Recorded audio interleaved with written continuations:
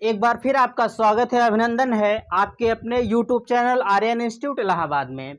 दोस्तों, जैसा कि आप जानते हैं कि हम डीएलएड प्रथम सेमेस्टर के परिप्रेक्ष्य में आज आपके सामने उपस्थित हैं। आपके सामने बहुत छोटा-छोटा अक्षर लिखा नज़र आ रहा है। मेरी मजबूरी है दोस्तों, क्योंकि आपका जो ये सिलेबस है, मैं आज आपके एजुकेशन फर्स्ट मीन्स बाल विकास एवं सीखने की प्रक्रिया यहाँ आपके सामने लिखा है।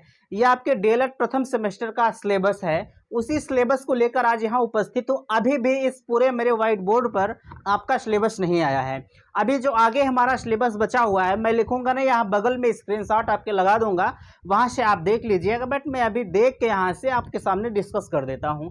खैर, इस पे जो लिखा है पहले चलिए हम उसे देख लेते हैं। मैं आपसे एक निवेदन करना चाहूँगा कि कम से कम आप सिलेबस को पूरा देखा करें। सिलेबस को पूरा इसलिए देखा जाता है भैया कि अगर आपका सिलेबस नहीं क्लियर होगा तो आपके सामने बड़ी विडंबनाएं होंगी। इसीलिए मैं बार बार आपसे कहता हूं कि कम से कम पहला काम आप किया करें कि किसी भी सब्जेक्ट को पढ़ने से पहले उसके अंदरूनी भाग को जानना बड़ा ज़रूरी है, उसके सिलेबस को जानना बड़ा ज़रूरी होता है। ठीक ना, इसीलिए मैं सिलेबस क्यों आपके सामने, अभी मैं चाहता तो पहले आपका जो मैटर था वही प्रोवाइड करता, लेकिन नहीं, आपको मैं चाहता हूं कि आपके सीरियल बाय सीरियल आपको लेते हुए चलूँ। ठीक ना, इसीलिए मैं आपके सामने पहले जो है आपका सिलेबस दे रहा हूँ। उसके तत्पश्चात जब आपका सिलेबस ख़त्म होगा तो इसके बाद आपके सामने जाएगा आपका ये जो मैटर होगा, इसके अंदर का भाग वो मैं आपको दूंगा। और अभी आज शाम को जो है आज शाम क्या पर डे शाम को मैं यूपी टेट लेवल का मैथमेटिक्स आपके सामने प्रोवाइड कर रहा हूँ। आपको देखकर मज़ा आ रहा होगा। आप एक चीज़ जानिएगा कि आपका जो मैथ होगा वह जो अभी से अगर आप मैथ को क्लियर करते चलेंगे तो आने वाले भविष्य में आपके लिए सुखमय साबित होगा। ठीक ना, चलिए यहाँ देखिए लिखा है, थोड़ा सा अक्षर छोटा लिखा होगा, ये मेरी मजबूरी है। ठीक ना, खैर आप थोड़ा सा ध्यान देंगे। यहाँ लिखा हुआ है बाल विकास का अर्थ एवं आवश्यकता, बाल विकास का अर्थ, आवश्यकता एवं क्षेत्र। दोस्तों, इसका मतलब क्या होता है थोड़ा सा आप समझेंगे। जैसे बाल विकास का मतलब होगा कि बाल विकास का अर्थ है, जैसे छोटा सा बच्चा होता है। मैं बहुत थोड़ा थोड़ा डिस्कस करूंगा, अभी इस पर बहुत ज़्यादा डिस्कस करना ये बेफजूली का काम होगा। क्यों? क्योंकि अभी आपका ये सिलेबस है। सिलेबस के बारे में बहुत ज़्यादा जो है, कम से कम इतना सिर्फ जानिए कि जितने में आपका काम चल जाए, बाकी मैटर तो आपको अच्छे से दिया ही जाएगा। ठीक ना, मैं चाहता हूं कि छोटा वीडियो बनाऊं, लेकिन ये मेरी मजबूरी इतनी हो जाती है, जब तक हमें जो चीज़ आता रहता है ये दिल नहीं करता कि यार आपको मैं वो मैटर ना प्रोवाइड करूं। ठीक ना, बाकी आप क्या मेरे बारे में सोचते हैं वो आप जाने, मैं नहीं जानता हूं। ठीक ना, मेरा जो धर्म है, मेरा जो फर्ज है, मैं आपके सामने मैटर दे रहा हूं। बाकी लाइक करना ना लाइक करना आपका काम है। आपके सामने है बाल विकास का अर्थ, आवश्यकता एवं क्षेत्र। जैसे जो बाल विकास का अर्थ क्या होता है, आपसे सबसे पहला सवाल पूछा जाएगा भैया कि बाल विकास का अर्थ क्या होगा। उसके बाद बाल विकास की आवश्यकता क्या होती है। जैसे छोटा सा बालक होता है, जब जो है बाल विकास का अर्थ तो आप जान गए। जब उसका अर्थ जानने के बाद उनकी आवश्यकता क्या होती है, उसके बाद आपके सामने लिखा है और बाल विकास का क्षेत्र क्या होता है।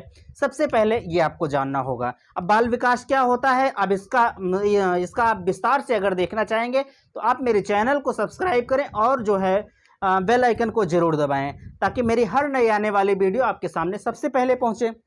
ठीक ना, तो आपके सामने लिखा है कि बाल विकास का अर्थ। देखिए, बाल विकास का अर्थ जो होता है भैया, उसके बारे में आप अभी मत जानिए। ठीक ना, आगे क्या है, आगे आपके सामने लिखा है बाल विकास की अवस्थाएं। ठीक ना, बाल, एक छोटा सा बालक होता है, उसकी कितनी अवस्थाएं होती हैं, ये बहुत सारे मनोवैज्ञानिक हैं, हर मनोवैज्ञानिक के अनुसार अलग अलग है। बट मैंने जो इंपॉर्टेंट आपके सिलेबस में दिया गया है उसे मैंने यहाँ लिखा है। आपके सामने लिखा है कि बाल विकास की अवस्था, शैशवावस्था, बाल्यावस्था, किशोरावस्था। ठीक ना, एक छोटा सा बालक जब होता है वह शैशवावस्था में होता है, उसके बाद जब और छोटा बड़ा होता है तो वह बाल्यावस्था में जाता है, और जब उससे बड़ा होता है तो वो किशोरावस्था में जाता है। ठीक ना, और गर्भावस्था आप जानते हैं, जब तक शिशु गर्भ में रहता है तो वही उसका गर्भावस्था काल होता है। ठीक ना, ये सब आपको पढ़ना है, बड़ा इंटरेस्टेड चीज है ये। जो लोग नए अभी आ रहे हैं, जो आप डीएलएड में आप नया एडमिशन करवाए हैं, तो जब यार पढ़ेंगे ना तो बहुत ही मज़ा आता है पढ़ने में। ये मैं अपना अनुभव बता रहा हूँ, ऐसा नहीं कि मैं किसी का सुना सुनाया बता रहा हूँ, नहीं, मैं खुद पढ़ा हूँ, मैं खुद जानता हूँ कि इसको पढ़ने में कितना मज़ा आता है। आपके घर में एक छोटा सा बच्चा होगा, वह कौन कौन सी हरकतें करना है सबको आपको परखना है। ठीक ना। सभी चीजों को आपको परखना है, एजुकेशन आपका वही कहलाता है। अभी आप देखिएगा सारी चीजें इसी में निकल कर आएंगी कि एक बालक छोटा सा होता है, भैया वह क्या क्या करता है, कैसे करता है, यही सब आपको इसमें देखना है। आपका शैशवावस्था हो गया, बाल्यावस्था, किशोरावस्था, इनके अंतर्गत होने वाले विकास। शैशवावस्था के अंतर्गत कौन सा विकास होता है, बाल्यावस्था के अंतर्गत, और किशोरावस्था और प्रौढ़ावस्था, बहुत सारी अवस्थाएं हैं, उन अवस्थाओं के बारे में मैं आगे चर्चा करूंगा, बट आप अभी इतना जानिए, ठीक ना। अंतर्गत होने वाले विकास, इसमें पहला विकास आपका है शारीरिक विकास। आपको दिखाएगा कि शैशवावस्था के अंतर्गत शारीरिक विकास के बारे में आप लिखिए। शैशवावस्था के अंतर्गत मानसिक विकास, बुद्धिलब्धि क्या होती है, संवेगात्मक विकास, फिर संज्ञानात्मक विकास, बहुत सारे विकास है, मैं अभी बात कर रहा हूं आपसे। और इन सबको आप देख लीजिए, शैशवावस्था, बाल्यावस्था, किशोरावस्था, ठीक ना, इतना आप समझा। अब इन तीनों के अंतर्गत जो भैया यहां लिखा है, इन तीनों के अंतर्गत आपको पढ़ना है कि इनके विकास क्या क्या होते हैं, ठीक ना। यहां लिखा है इनके अंतर्गत, किसके अंतर्गत, शैशवावस्था, बाल्यावस्था, किशोरावस्था के अंतर्गत। देखिए शारीरिक विकास आपका पहला है, ठीक ना। अभी मैं चाहता तो आपको स्क्रीनशॉट से पढ़ा देता, लेकिन यार मुझे अच्छा खुद नहीं लगता कि मैं आपको उसी में बांटता चला जाऊं, ठीक ना। जितना मजा हमें यहाँ आता है ना, उतना मजा स्क्रीनशॉट से नहीं आता। लेकिन भैया मैं आपको जो यूपी टेट प्रीवियस ईयर का पेपर है, मैं आपको पीडीएफ के माध्यम से प्रोवाइड करूंगा, क्योंकि अभी मेरे पास संसाधन की कमी है, मेरी मजबूरी है, बट मैटर मैं आपको जरूर दूंगा। खैर मेरी कोशिश ये रहेगी कि जितना जैसे यहाँ मैं बोलता हूँ वैसे वहाँ भी बोलूँ आपसे, ठीक ना। इसके अंतर्गत विकास, शारीरिक विकास हो गया। मानसिक विकास कैसे होता है, बुद्धि लब्धि मीन्स IQ क्या होता है, आपकी बुद्धि लब्धि क्या होगी। बुद्धि परीक्षण कैसे होता है, बिनेट हर्मन स्टर्न बुद्धि परीक्षण किया हुआ है, वो क्या किए हैं। संवेगात्मक विकास क्या होता है, उसके बाद संज्ञानात्मक विकास क्या होता है, ठीक ना। फिर सामाजिक विकास, सामाजिक विकास हर बच्चे का होता है, जब बच्चा पैदा होता है तो वो सबसे पहले समाज में आता है, ठीक ना, तो सामाजिक विकास होता है। भाषा विकास एक बच्चे का, देखिए ये किसका अध्ययन आप कर रहे हैं, एक छोटा सा शिशु है, उसी शिशु का अध्ययन करना है, ऐसा नहीं कि हम सबका अध्ययन करना है, नहीं, एक छोटा सा शिशु है उन्हीं का अध्ययन इसमें करना है, आप कुछ अदर में मत लीजिएगा, ठीक ना। शिशु का भाषा विकास कैसे होता है, उसकी अभिव्यक्ति क्षमता का विकास कैसे होता है, मीन्स जब वो किसी से बात करता है तो उसका विकास कैसे होता है, इसका आप देखना है, ठीक ना। आगे क्या है, सृजनात्मकता मीन्स क्रिएटिविटी क्या होती है, एवं इनके अंतर्गत क्षमता का विकास, सृजनात्मकता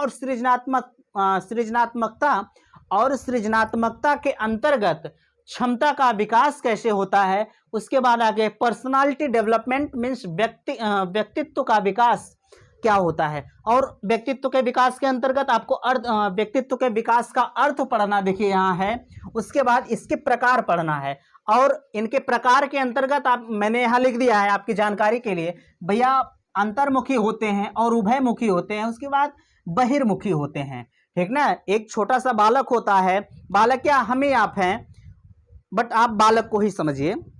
एक छोटा सा बालक होता है, वह जो है व्यक्तित्व अपना जो उसका व्यक्तित्व होता है वो किस प्रकार, जैसे कुछ बालक होते हैं अंतर्मुखी होंगे, अब आपके मन में आ रहा होगा कि अंतर्मुखी क्या होता है, उभयमुखी क्या होता है, बहिर्मुखी क्या होता है। भैया मैं क्षमा चाहता हूं, अभी मैं आपको नहीं बता सकता, क्योंकि जब तक आप इन सब के बारे में नहीं जानेंगे ना, तब तक आप यहां पहुंचाएंगे तो कुछ नहीं जान पाएंगे, ठीक ना। तो इससे अच्छा है कि मैं आपसे बार बार यही कहता हूं कि आप धैर्यता का परिचय दें, बहुत मजा आएगा पढ़कर, ये 100% गारंटी मैं देता हूं, ठीक ना। अभी आप डेमो के तौर पर देख रहे होंगे, यार देखने से पता चल जाता है कि इंसान कैसा पढ़ाएगा आपको, ठीक ना। अगला क्या है, अंतर्मुखी हो गया, उभयमुखी, बहिर्मुखी।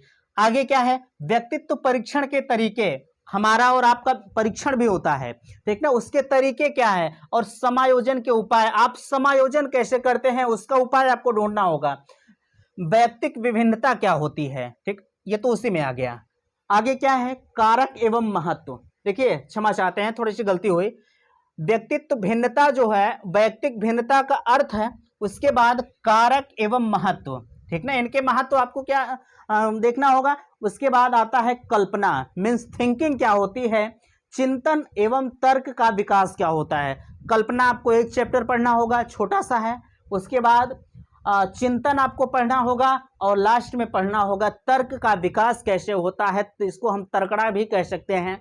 इनका विकास कैसे होगा, बहुत अच्छी तरह से पढ़ाऊंगा, बहुत मजा आएगा यार, ठीक ना। चलिए आगे क्या है, अगला चैप्टर यहां से आपका शुरू होता है बाल विकास के आधार। अभी देखिए यहां भर भी बाल विकास का आधार चल रहा है। भैया मैं बार बार आपसे कह रहा हूं कि आप छोटे बालक का अध्ययन करेंगे, ना कि आप बड़े का।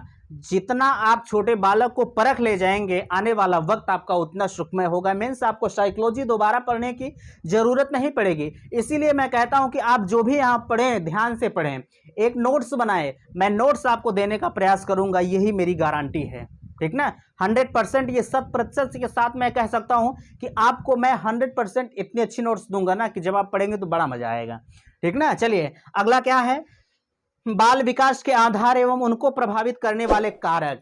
जैसे एक छोटा सा बालक होता है, उसको कौन कौन सा कारक प्रभावित कर सकता है। कारक मीन्स होता है कि जैसे अब हम हैं, हमको कौन कौन सी चीजें हमारे इस इन्वायरमेंट में हमें प्रभावित कर सकती हैं, आपको इसमें वही पढ़ना है। उसी प्रकार एक छोटा सा बालक है, वह किस प्रकार के पर्यावरण में रह रहा है और उस पर्यावरण से कितना प्रभावित हो रहा है, आपको इसमें यही पढ़ना है, ठीक ना। और उसके बाद क्या है, प्रभावित करने वाले कारक। यहां देखिए नीचे हमने लिखा भी है वंशानुक्रम। आपका जैसे आपके परिवार में जिस तरह का वातावरण एक बच्चे को दिया जाता है, आपके परिवार, आपका परिवार है, मैं ऐसा नहीं कहता हूं कि आपके परिवार में होता है, मैं सपोज दैट की बात कर रहा हूं, एक सोच व्यक्त कर रहा हूं। आपका परिवार है और आपके परिवार में हरदम मार झगड़ा होता रहता है, और वहीं आपके घर में एक छोटा सा बालक है। भैया ये गारंटी मैं देता हूं कि अगर आपके घर में हमेशा मार झगड़ा होता है तो आने वाली पीढ़ी, जो आपका छोटा बच्चा होगा, वह भी मार झगड़ा में निपुण होगा। यह सत्य है एकदम, ठीक ना, यह सत्य है। देखिए लिखा है वंशानुक्रम, वातावरण, आपका एनवायरनमेंट कैसा है, पारिवारिक, सामाजिक, विद्यालय एवं संचार माध्यम। आपका परिवार कैसा है, वातावरण कैसा है, डिपेंड इस पे करता है। आप बच्चे को जिस तरह से पर्यावरण देंगे, जिस तरह से उसे पालेंगे पोसेंगे, पोषण जिस तरह से करेंगे, वह उतना अच्छा आपके लिए होगा। आप बच्चे को कितना अच्छा एनवायरनमेंट देते हैं, डिपेंड इस पे करता है।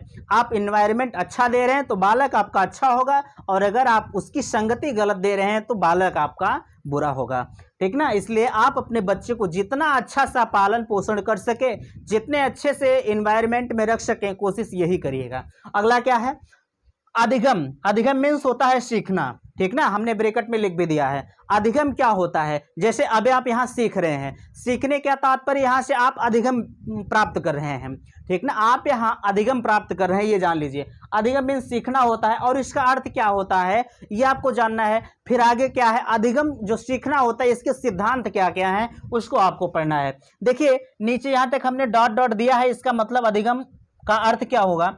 अधिगम को प्रभावित करने वाले कारक आप यहाँ सीख रहे हैं, अभी आप यहाँ सीख रहे हैं, आपको कौन कौन से कारक आपके परिवार में होंगे। कुछ लोग आपको डिस्टर्ब करते हैं, बार बार चले आएंगे या इधर उधर के लोग चले आते हैं, तो जाहिर सी बात है आप डिस्टर्ब होते हैं। इसमें यही कहा गया है कि अधिगम को प्रभावित करने वाले कारक, बालक का शारीरिक एवं मानसिक स्वास्थ्य, ठीक ना, बालक का शारीरिक व मानसिक स्वास्थ्य, इस पर भी डिपेंड करता है। अरे एक छोटा सा बालक है, जब वो बार बार परेशान रहेगा तो वह क्या सीखेगा, कुछ नहीं सीखेगा। इसका कहने का मतलब यही, बालक का शारीरिक एवं मानसिक स्वास्थ्य कैसा है, जब बालक का स्वास्थ्य अच्छा रहेगा तो जाहिर सी बात है अधिगम बड़ा अच्छा होगा, ठीक ना। अभी आपके समाज में होंगे कुछ बच्चे, वो बार बार परेशान रहते हैं और उनका पढ़ने में मन नहीं लगता है, ठीक ना। तो तात्पर्य हमारा यही है कि जब बालक स्वस्थ रहेगा, अच्छे परिवार में रहेगा, तो उसका अधिगम भी बड़ा अच्छा होता है। आगे क्या है, परिपक्वता, मैच्योरिटी क्या होती है, सीखने की इच्छा कैसे जागृत होती है, प्रेरणा क्या होती है, विषय सामग्री का स्वरूप क्या होता है, वातावरण। देखिए वातावरण आपको बार बार परेशान करेगा, इसलिए आप वातावरण के बारे में बहुत अच्छे से अध्ययन करेंगे, ठीक ना। हर जगह वातावरण आपके इन्वायरमेंट इस एजुकेशन में आएगा। हर कि कोई भी चैप्टर ऐसा नहीं होगा कि जहां एनवायरनमेंट की मुलाकात आपसे नहीं होगी, ठीक ना। अगला क्या है, शारीरिक एवं मानसिक थकान। जब एक छोटा सा बालक होगा, अभी मैं आपको बार बार यही पढ़ाता रहूं, भैया पढ़िए पढ़िए, तो आप यार मानसिक थकान भी होती है। ऐसा नहीं है कि मानसिक हमारा चलता रहता है, अरे ये भी थक जाता है काम करते करते, तो इसको भी रेस्ट की ज़रूरत पड़ती है। तो वह इसी प्रकार एक छोटा सा बालक है, उसको भी खेलने की ज़रूरत होती है, कूदने की ज़रूरत होती है। अरे बार बार उसे कलमी है मत पकड़ाया करिए, ठीक ना। आगे क्या है, अधिगम को अधिगम की प्रभावशाली विधियां। अधिगम जैसे बालक जब सीखता है तो उसको किस तरह से हम प्रभावित कर सकते हैं, किस तरह से उसके अंदर हम प्रभावशाली विधियां देके उसे सिखा सकते हैं, कहने का तात्पर्य यही है, ठीक ना। करके सीखना, आगे इसके हमने लिख भी दिया है, यहाँ देखिए करके सीखना, बालक एक छोटा सा होता है, एक छोटा सा बालक होता है, जब आप उसे जैसे कुछ आप काम करते हैं और उस काम को जब वह करने लगता, जैसे मान लीजिए मैं यहाँ लिख रहा हूँ, करके सीखने की बात मैं कर रहा हूँ, मैं यहाँ लिख रहा हूँ, लिखने के बाद जो है एक छोटा सा बालक जब होगा वो भी हमारा देख के लिखेगा, तो उसी को हम कहते हैं करके सीखना। अनुकरण, छोटा सा बालक होता है, अनुकरण करके सीखता है, हम आप जो बोलते हैं वो भी वो बोलने का प्रयास करता है। छोटे बालक में अगर पूछा जाए कि शैशवावस्था की विशेषता क्या होती है, तो सबसे बड़ी विशेषता होती है अनुकरण करके सीखना, ठीक ना, यही सब है इसमें। आगे क्या है, निरीक्षण करके सीखना, उसके बाद क्या है निरीक्षण करके सीखना, उसके बाद परीक्षण करके सीखना। यहां हमने परी सिर्फ लिख दिया, इसी से हम भी कंफ्यूज हो गए, हमने क्या लिखा, परीक्षण करके सीखना लिखा है। आगे क्या है, सामूहिक विधि द्वारा सीखना, सम्मेलन व विचार गोष्ठी। आपके विद्यालय में विचार गोष्ठी होती होगी, आपके विद्यालय में विचार गोष्ठी शनिवार को होता होगा, या सांस्कृतिक प्रोग्राम, उसी को हम विचार गोष्ठी कहते हैं। उसके माध्यम से हमारा जो है अधिगम होता है। जब एक छोटा सा बालक होता है, कोई सांस्कृतिक प्रोग्राम करता है, तो एक उसके साथ रहने वाला बच्चा अगर वह नहीं करता है तो उससे देख के प्रेरित होता है, उसकी भी इच्छा जागृत होती है कि हम भी कल से करेंगे, ठीक ना, इसी को कहते हैं प्रोजेक्ट। आगे कहाँ गया, विचार गोष्ठी विधि, प्रोजेक्ट विधि, समूह अधिगम। समूह में बच्चा बहुत अच्छा सीखता है। 10 लड़कों का समूह है, उस समूह में अगर बच्चों को कहा जाए सीखने के लिए तो इतना तत्परता से सीखते हैं कि कोई जवाबे नहीं है। आगे क्या है, अधिगम के नियम। अधिगम, अब नियम क्या है, थॉर्नडाइक, ये महोदय बड़े इंपॉर्टेंट हैं, ठीक ना, आप इन्हें थोड़ा सा बड़े अच्छे से पढ़ेंगे और मैं अच्छे से कोशिश भी करूंगा कि आपको पढ़ाऊं। तो देखिए थॉर्नडाइक का सीखने के मुख्य एवं गौण नियम बहुत इंपॉर्टेंट है। यूपी टेट सीटेट की दृष्टि से तो एकदम जान लीजिए कि रीढ़ है एकदम। अब इसके नीचे एकदम साइंटिस्ट आ रहे, मेरे रोम रोम खड़ा हो जाते हैं जब इनको पढ़ाते हैं, ठीक ना। इसीलिए मैं कहता हूं कि आप जब भी पढ़िए इनको बड़े अच्छे से पढ़िएगा, क्योंकि ये बार बार परेशान करेंगे। महोदय ये चले गए लेकिन हमें और आपको कष्ट दे के चले गए, ठीक ना, तो पढ़िएगा इन्हें। कहाँ गया, थॉर्नडाइक के सीखने के मुख्य एवं गौण नियम। अगला क्या है, सीखने सिखाने में इनका महत्व क्या है, ठीक ना। आगे क्या है, देखिए अधिगम के प्रमुख सिद्धांत, अधिगम के प्रमुख सिद्धांत तथा कक्षा शिक्षण में इनकी व्यवहारिक उपयोगिता क्या है, ठीक ना। अधिगम के मुख्य सिद्धांत क्या है तथा कक्षा शिक्षण में, अरे अधिगम के प्रमुख सिद्धांत जो होंगे उनका कक्षा शिक्षण में व्यवहारिक उपयोगिता क्या है। अब इनके सिद्धांत क्या है अभी आपको जानने की जरूरत नहीं है दोस्त, क्यों, जब आपका वक्त आएगा तब इसे जानिएगा तो बहुत मजा आएगा। क्योंकि जब आप ऊपर वाले चैप्टर को पढ़े रहेंगे तो नीचे जैसे जैसे आएंगे ना बहुत मजा आएगा।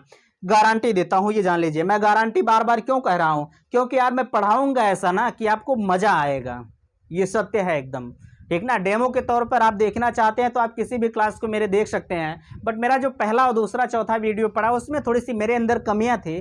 कमियां दोस्तों हर किसी के अंदर होती हैं, धीरे धीरे कमी को दूर किया जा सकता है, एक का बैग ठोंक ठाक के नहीं किया जा सकता, ठीक ना। आगे क्या है, देखिए थॉर्नडाइक, देखिए थॉर्नडाइक फिर आ गए यहाँ, थॉर्नडाइक का प्रयास एवं त्रुटि का सिद्धांत। पावलाव, अब यहां से देखते हुए चलेंगे, ये थॉर्नडाइक हो गए। आगे क्या है, पावलाव का सिद्धांत, पावलाव का संबंध प्रतिक्रिया का सिद्धांत, यह स्किनर महोदय आ गए, स्किनर का क्रिया प्रसूत अधिगम का सिद्धांत। आगे ये देखिए कोहलर आ गए, कोहलर का सूझ एवं अंतर्दृष्टि का सिद्धांत, ये पियाजे महोदय आ गए।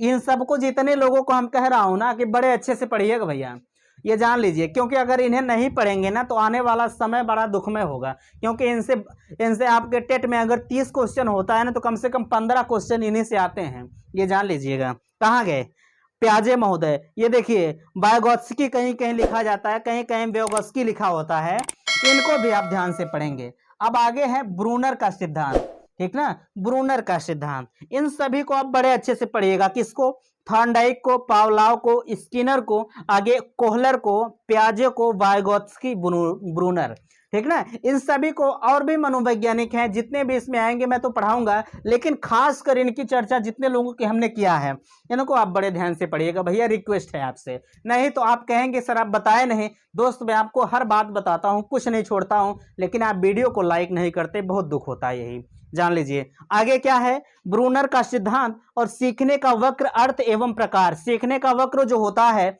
सीखने का वक्र बहुत सारे होते हैं, मैं उनको बताऊंगा। वक्र, अर्थ एवं प्रकार, सीखने के वक्र के अर्थ क्या होते हैं, इनके प्रकार क्या होते हैं। सीखने में पठार भी होता है, ठीक है ना। अरे पठार वो जंगल वाला पठार नहीं, पठार कुछ और होते हैं, कौन से होते हैं वो वक्त बताएगा, अभी नहीं बताऊंगा, ठीक ना।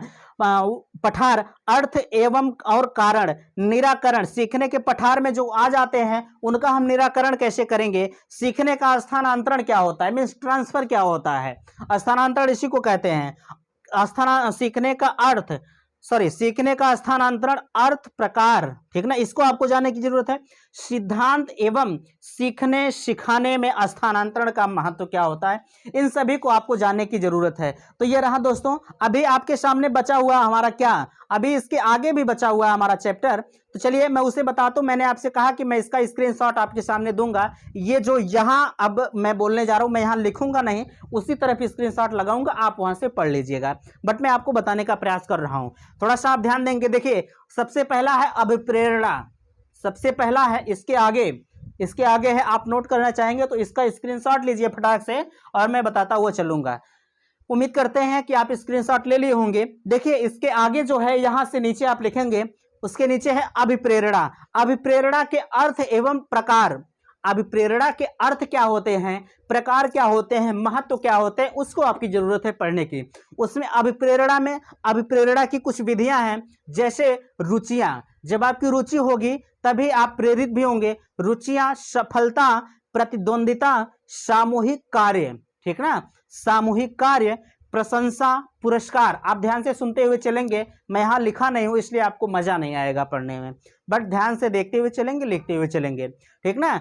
पुरस्कार हुआ, ध्यान हुआ, खेल, सामाजिक कार्यक्रमों में सहभागिता, कक्षा का वातावरण, सीखने सिखाने के संदर्भ में तथा विद्यालयी व्यवस्था के संदर्भ में समुदाय के सक्रिय सदस्य, ग्राम शिक्षा समिति, ये बड़ा इंपॉर्टेंट है। ग्राम शिक्षा समिति क्या होती है, ठीक ना। ग्राम शिक्षा समिति जब आपको पढ़ाया जाएगा तो आगे चैप्टर में इसका भी डिस्कशन होगा, बट यहाँ आप मत जानिए। अभी एक चीज आप कहते होंगे, सर आप बार बार यही कह रहे हैं कि आप अभी मत जानिए, तो मैं कब जानूंगा। दोस्त अभी वक्त आने दीजिए, आपको मैं सब कुछ बताऊंगा, ठीक ना।